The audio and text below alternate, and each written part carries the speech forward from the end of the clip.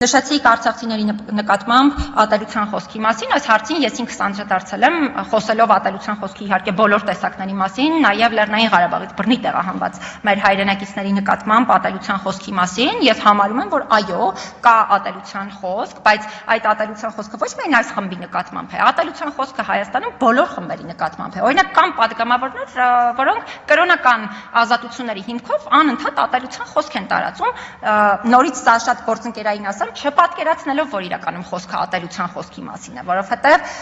կան խոսքի տեսակներ, որոնք այո, մեր հանրությունը չի պատկերացնում, որ խտրական խոսք է իր էությամբ ըստ էության եւ ատելության խոսքի դրսեւորում է կամ էթնիկ պատկանելության հիմքով։ Համակարգվածության մասին բնականաբար տեղեկատվություն չեմ կարող հիմա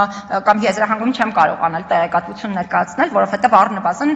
պետք է համակարգման տարբերակները գտնել, բայց այն, որ կա այդ խոսքը, սրա մասին միանշանակ խոսում եմ եւ այն, որ դրա դեմ պետք է պայքարել, վստահաբար ասում եմ։